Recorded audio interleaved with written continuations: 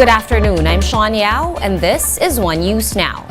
Plenary debates for the proposed 2023 national budget are now underway in Congress. Let's get more details from Marian Enriquez, who's joining us live from Quezon City. Maan, hi! The lower house is currently tackling the budget for the Office of the Vice President and the Education Department. How's everything going so far? Yes, Sean, Vice President and Education Secretary Sara Duterte is present here at the House of Representatives to attend the plenary debate on the proposed budget of the OVP and the DepEd for 2023. Among the issues tackled were the confidential funds for both offices despite having no budget for special education or SPED. Albay 1st District Representative Edsel Lagman questioned the details and specific activities intended for the 500 million confidential fund under the Office of the Vice President. Since the office cannot discuss specific details, Lagman opted for a copy of the fiscal and financial plan on using the confidential fund.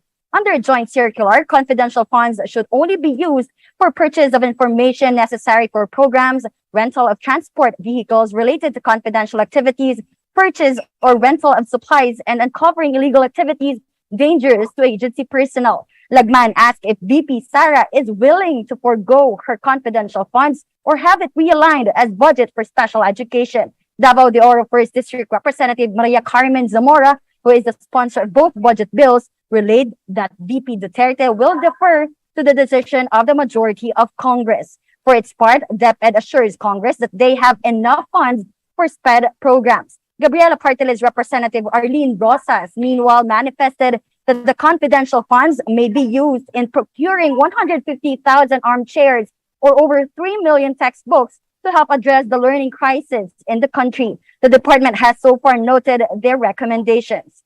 Sean, the plenary debates will continue until next week. The House leadership vows to pass the General Appropriations Bill before Congress goes on recess by October. Sean? Right, thank you so much for that update. Marian Enriquez reporting to us live from the Batasang Pambansa in Quezon City. Thank you, man. In other news, the strong US dollar is seen to pump prime freelancing in the Philippines. In an interview with Business World Live, Payoneer Vice President for Southeast Asia, Miguel Warren, said the Philippines is among the top 5 countries with the highest freelance earnings.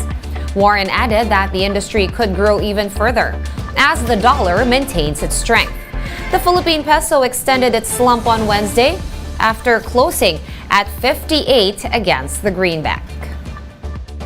That definitely could be a tailwind for Filipinos, right? One of the things that we are in fact seeing is that Filipinos are able to continue to grow their businesses. It could also attract others to freelancing. As you see, freelancing could potentially be very lucrative.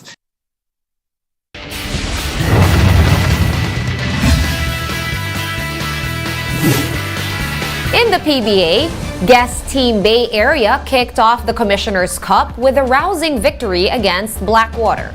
Marty Bautista with the details.